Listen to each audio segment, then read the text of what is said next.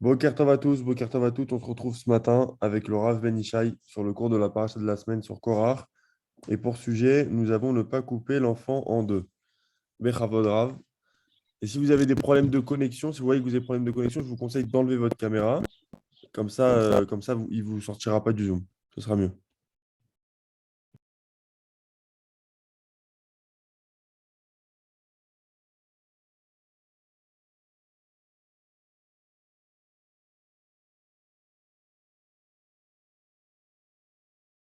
Ok, alors j'enlèverai. Nous sommes dans la partie de Korach, reconnue comme étant la paracha de le comprendre aujourd'hui. Qu'est-ce qui a amené à ce drame?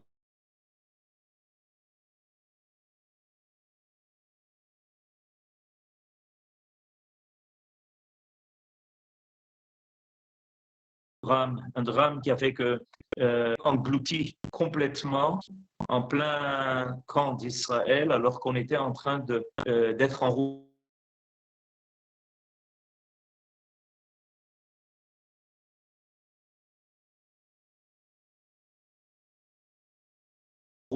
pour qu'est-ce qui s'est passé? Ce qui s'est passé avec Korach n'arrêtera pas d'arriver à une situation de dissension au sein du peuple qui soit irréversible. On peut remarquer par exemple qu'à l'époque du deuxième temple, il y a eu de grandes machlokot à l'intérieur du peuple, et quand ça semblait insurmontable, Akadosh Baruch Hu nous a tout simplement envoyés en exil. Il nous a envoyés en exil et il nous a en fait sauvés de quelque chose d'irréparable. Malheureusement, ça s'est passé avec de grandes souffrances et de grandes difficultés. Nous sommes en train d'achever ces 2000 ans d'exil, mais il faut voir qu'il y avait là une providence. C'est que le peuple d'Israël n'arrive pas à une machloquette qui soit irréversible, qui aurait fait que le peuple aurait éclaté. Alors plutôt que d'éclater en Eretz Israël, c'est beaucoup plus grave. Toute faute faite en Eretz Israël est beaucoup plus grave que celle qui est faite en dehors d'Eretz Israël. Alors Dieu nous a dispersés dans le monde et il nous a en fait sauvés par là de cette machloket qui a été déclarée. Alors, je voudrais essayer aujourd'hui donner une vue d'ensemble d'une idée extrêmement importante. Quand Dieu a créé le monde, son intention profonde était que dans le monde règne une harmonie telle que son unité, unicité, sa hardout puisse se révéler. Et on va le constater quand il est dit à propos de la création, Vayiboger Yom Echad. Les commentateurs font remarquer qu'il n'est pas marqué Yom Rishon, ça aurait voulu dire le premier jour, mais Yom Echad. Et Rashi, dans le chapitre 2 de Bereshit, au verset Dalet, va dire Ele Toldot Hashamayim ve'haaretz be'ibaram beyom asot Adonai Elohim eretz ve'shamayim. Il n'est pas marqué beyamim, il est marqué beyom. Beyom, ça veut dire qu'il n'y a eu en fait qu'un seul jour. Alors pour cela, on va lire maintenant le commentaire de Rashi. Le'elam medecha shekulam nivreu barishon. En fait, Rashi nous révèle un secret, il n'est pas le seul. Il y a d'autres commentaires de la Torah qui vont insister sur ce point de vue, c'est que tout a été créé dès le premier jour de la création. En pensée, en conception, tout est créé le premier jour. Hashamayim ve'haaretz. D'un seul coup, tout. Ensuite, il va y avoir la révélation des détails. Les autres jours de la création vont servir à la révélation des détails de tout ce qui a été conçu au départ comme une seule et même pièce. Pourquoi est-ce que le Maaseh Bereshit est apparu de cette façon? Pour qu'il y ait une cohérence, pour qu'il y ait dans le monde une idée d'unité. C'est seulement quand cette idée d'unité apparaît dans le monde que seulement comme ça que Dieu, le Dieu unique, peut finalement se révéler, peut finalement apparaître. Seulement quand il y a ce principe d'unité totale. Et voilà ce que Akadosh Baruch Hu fait avec la création. Mais depuis, il y a en permanence des forces qui font tout pour essayer de porter à cette unité créative. Ils font tous les efforts pour porter atteinte à cela. Et comment ça va se révéler? Si vous suivez le récit fait par la Torah de l'histoire du monde, alors vous remarquerez qu'il y a des carrefours où tout est remis en question. Tout. C'est-à-dire, à chaque fois, quelque chose éclate qui veut remettre en cause l'idée de l'unité. Et on va donner quelques exemples. Vous allez comprendre évidemment de quoi il s'agit.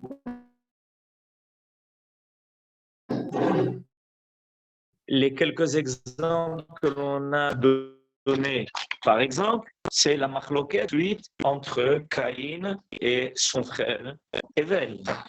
C'est évidemment une machloket qui, au départ, il y a un seul homme et sa femme. Et voilà que tout d'un coup. Rav, est-ce que vous pouvez retourner dans l'endroit où vous étiez tout à l'heure? Parce que là, on voit ça ne marche pas. Tout de suite, il y a de création. Ça va continuer à rime entre les frères. OK.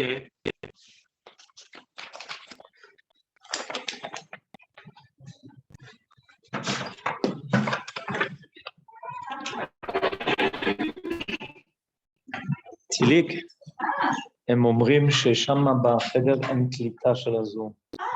אז איפה יותר טוב? במרפסת אולי? לא יודע, פה אמרו שהייתה קליטה טובה. פה הייתה... איפה? עבדה בחדר שלה. בחדר של אישה? לא, זה ממש. אז פה, אנחנו ננסה לשמור על שקט. כמה עוד יש לשיעור? מה? עוד 20 דקות. בסדר, אנחנו נהיה בשקט. ישמעו ברקע, זה נורא. מה? לא נורא.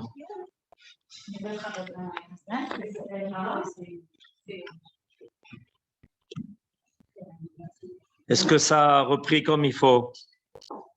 Est-ce que on vous entend très bien? Comme il faut maintenant. On vous entend bien, mais Rav, ce que je vous conseille... Vous m'entendez très bien. Ce que je vous conseille, Rav, c'est de ne pas activer votre caméra, parce que quand vous n'activez pas votre caméra, on vous entend très bien. De ne pas quoi? De ne pas activer votre caméra, comme ça, on vous entend bien. D'enlever la caméra? Ouais, je pense que c'est le mieux. Parce que quand vous enlevez la caméra, on vous entend mieux. OK. Alors, j'enlève la caméra? J'enlève la vidéo? Ouais, c'est ça. OK. OK. Alors, je continue. Donc, comme je disais tout à l'heure, il y a donc une tentative permanente dans l'histoire du monde et de l'homme de porter atteinte à l'unité que Dieu a voulu dans son monde, dans sa création. Alors, j'ai commencé par l'histoire des frères. On suit dans l'histoire de l'humanité une machloket permanente qui éclate entre les frères. qui aurait pris a priori, aurait dû faire apparaître cette une unité au moins familiale. Achdout entre les frères, et ça ne marche pas. Ensuite, on va évidemment constater, la première fois où on va réussir une unité entre les frères va être entre Moshe et Aaron, qui auraient a priori dû être des concurrents. Et d'ailleurs, Moshe, quand Dieu s'adresse à lui pour l'envoyer en Égypte, il dit, mais j'ai là-bas un frère, je ne peux pas prendre sa place. Et Akadosh Baruch Hu lui répond, sache que Aaron va être très content, il va être très content de ta venue. C'est-à-dire que Moshe et Aaron, pendant d'ailleurs toute la traversée du désert, vont réussir l'idée de la fraternité. C'est seulement Moshe et Aaron qui ont réussi l'idée de la fraternité. Yosef et ses frères ont récupéré l'idée de la fraternité, parce qu'au début, non plus, entre eux, ça ne marchait pas. Et ça a été récupéré à la fin, après qu'il y a eu énormément d'efforts, et une fois que Yaakov va quitter ce monde, va être retrouvé l'idée de la fraternité. Est-ce que vous me voyez maintenant? Ça va mieux? Alors je continue, on va essayer. J'espère que ça va marcher.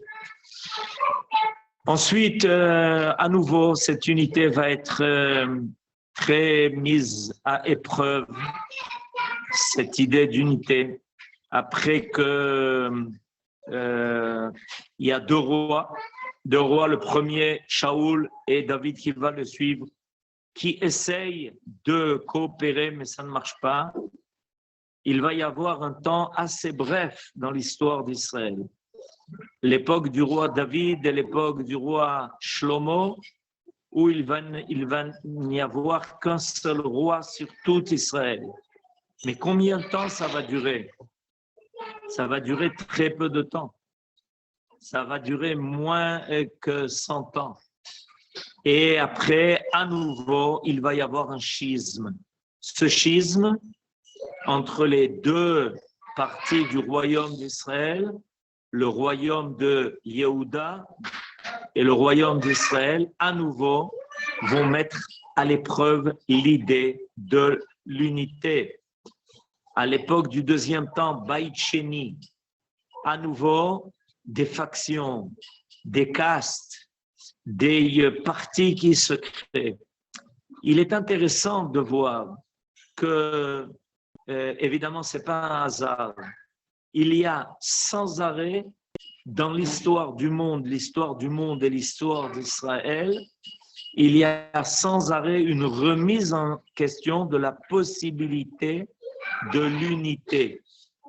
Et à chaque fois que malheureusement ça se passe, alors il y a la Shrina qui va signaler qu'elle ne peut pas continuer à habiter ce monde. La présence divine ne supporte pas les querelles. La présence divine ne supporte pas le manque d'unité. Pourquoi?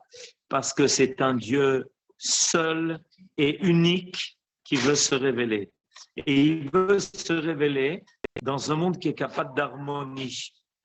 Et c'est pour ça que la plus grande bracha qui va apparaître finalement à la fin de la Hamida, c'est Amevarech et amo Israël Bashalom, et pour que puisse se réaliser Ose Shalom Bimromav ou Yase Shalom Aleinu.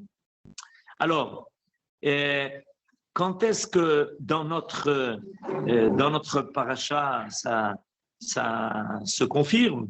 Quand on voit tout d'un coup, alors que tout semblait se mettre en place, on est sorti d'Égypte, on a reçu la Torah, on a organisé notre camp. Le camp d'Israël est organisé dans le désert de façon extraordinaire. Chaque tribu a exactement sa place, la place qui lui revient.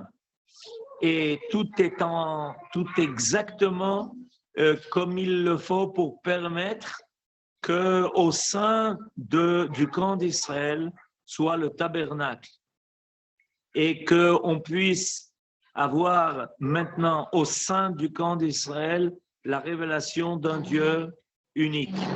Et voilà que tout d'un coup, sans crier gare, éclate la machloket avec Korach. Une machloket très grave qui semble tout remettre en cause. Parce que cette fois-ci, Korach s'adresse au maître unique qui avait reçu la Torah unique du Dieu unique. En fait, la remise en question de Korach n'est pas seulement pour essayer d'obtenir un peu plus d'honneur. C'est la raison apparente. La raison cachée est que, à nouveau, la force de la dissension, la force de l'éclatement de l'unité qui doit se réaliser au peuple, au sein du peuple d'Israël. Je vais vous dire plus que ça. Le but ultime de notre rentrée en Eretz Israël est de réaliser un verset.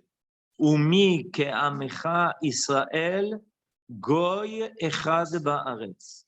Qui peut te ressembler, toi, le peuple d'Israël, qui a reçu comme mission d'être un peuple unique sur terre, Goy Echad, c'est-à-dire celui qui est capable de faire apparaître l'unité totale, une harmonie totale, et ça permettra à la divinité de manifester sa présence au sein de ce peuple total, unique, qui rassemble toutes les forces, qui les met en place, qui les harmonise et qui fait que toutes les forces vont coopérer entre elles.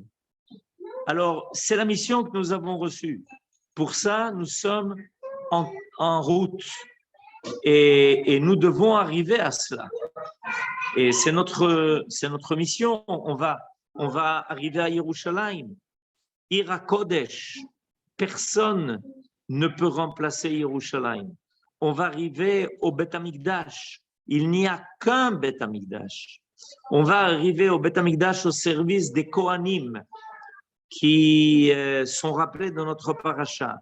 Et à la tête des Kohanim, il n'y a qu'un Kohen Gadol qui va rencontrer la présence divine le jour suprême, le jour de Yom Kippourim. Et voilà que, alors qu'on est en route pour réaliser cela, pour que cela puisse apparaître, voilà que tout d'un coup, l'orage se déclare. L'orage de la machloket de Korach. En fait, Korach, d'après l'étude que font les Mekoubalim, est celui qui va continuer l'idée de Caïn. Caïn ne supporte pas la présence du frère, c'est-à-dire qu'il n'est pas capable de pouvoir ramener l'unité bien qu'il y a un frère de plus sur terre, bien qu'il y ait une personne de plus sur terre. Korach est l'héritier de Caïn. Et évidemment, Caïn va montrer jusqu'où ça peut amener. Ça peut amener à un crime. Ça peut amener à la pire des choses. Cet éclatement de la fraternité que Caïn fait apparaître risque de conduire à une humanité qui se déchire, qui n'est pas capable de faire apparaître une coopération humaine.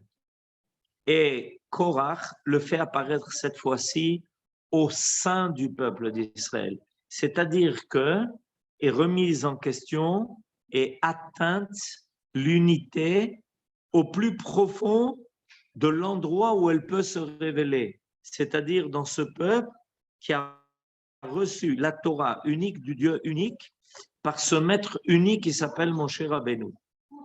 il y a ici une atteinte la plus grave qui soit. Et c'est pour ça que la punition de Korah va être la punition la plus grave que l'on ait rencontrée. Celle où il ne va pas être puni dans un bed-in, il ne va pas être jugé de la façon habituelle, il ne va pas y avoir de débat entre les juges. Il va y avoir la révélation de la puissance du Dieu unique.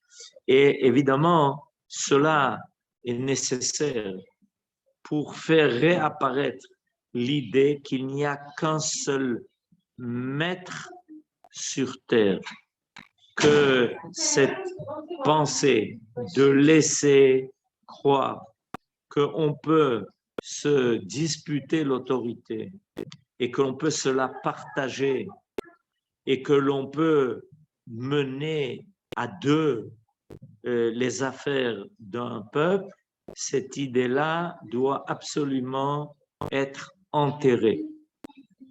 L'homme n'a qu'une tête et quand il en a deux, ça va mal. Le peuple ne peut avoir qu'une tête. Quand il y en a deux, ça va mal aussi. Et pourquoi c'est comme ça? Parce que l'homme, créé à l'image de Dieu, doit refléter le principe de l'unicité. Et ça peut se réaliser, ça peut se faire. Et Korah veut porter atteinte à cela. Alors, comment est-ce qu'il essaye de porter atteinte à cela? En disant qu'en fait, tout le monde peut s'égaliser à Moshe Rabbeinu. Cette idée démagogique, c'est une idée démagogique grave de laisser penser que tout le monde peut ressembler à Moshe Rabbeinu. Cette idée-là, évidemment, doit absolument être effacée. Alors, le Rav Kook, dans le livre de Oroth, nous avertit qu'avec le retour du peuple d'Israël sur sa terre, ça va être remis à l'épreuve. Il y a plusieurs paragraphes dans son livre de Oroth qui sont consacrés à ce danger qui menace le peuple d'Israël avec son retour lors de la fin des temps où à nouveau on va se retrouver confronté à l'idée de la possibilité de l'unité.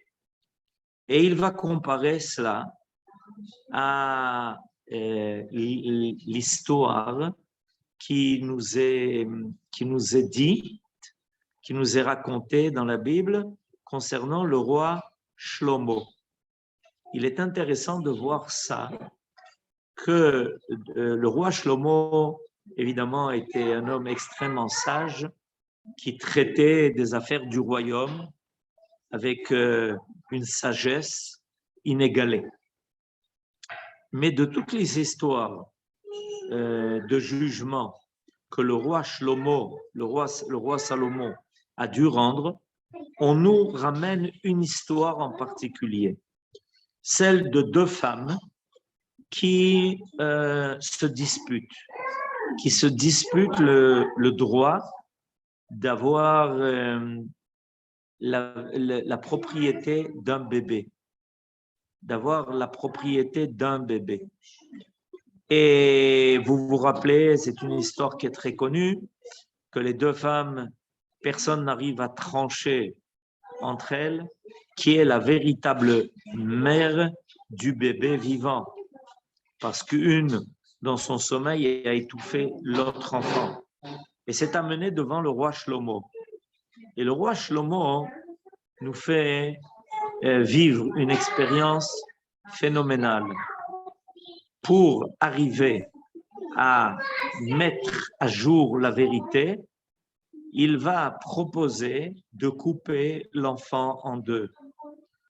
Et quand il y a une des deux femmes qui va s'écrier en disant « Non, laissez l'enfant vivant, même si pour ça j'y renonce, je dois y renoncer, mais l'essentiel, c'est qu'il continue à vivre », alors le roi Shlomo décide qu'elle est la véritable mère.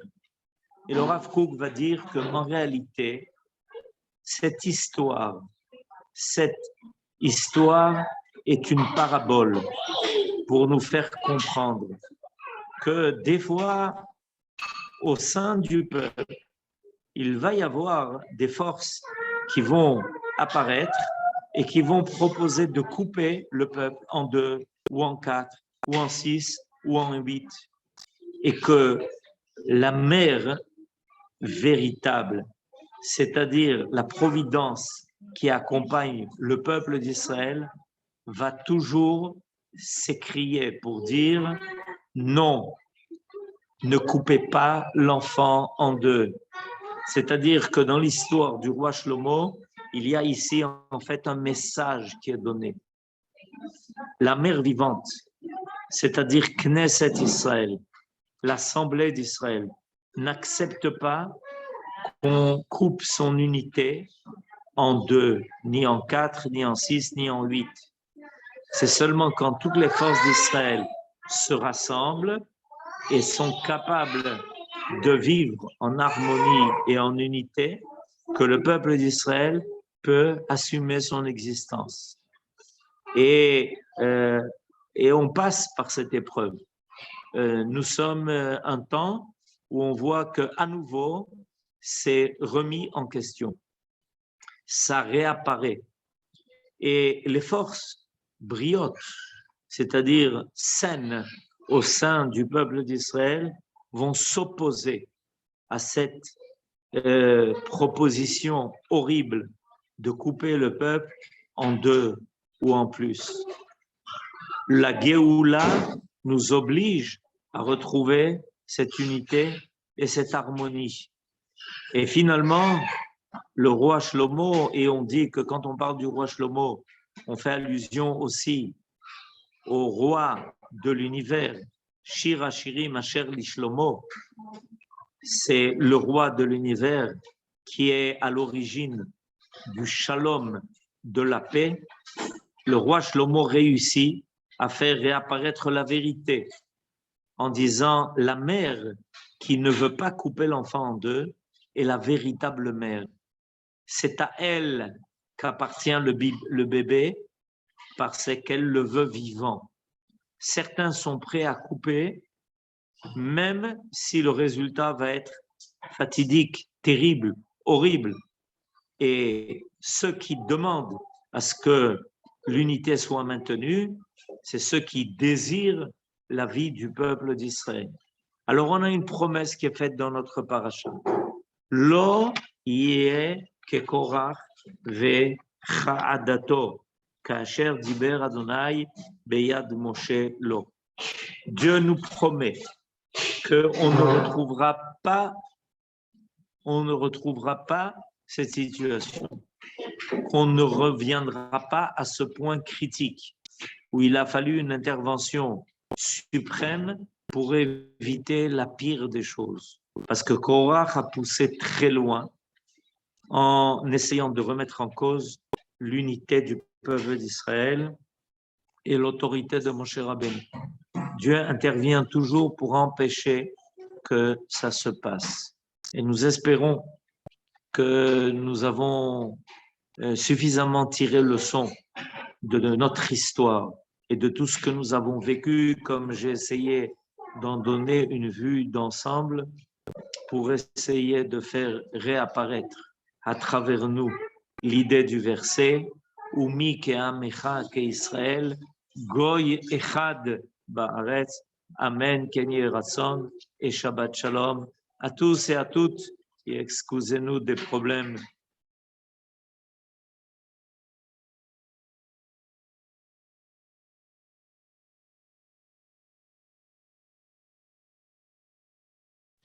Merci beaucoup, Rav. On va activer les micros pour ceux qui ont des questions. Je ne sais pas si le Rav va quitter.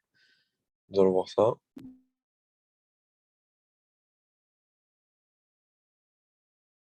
Bon, le Rav a quitté. Il n'y aura pas de questions. Il y a eu un problème de connexion en dernière seconde, Mina Shamaim.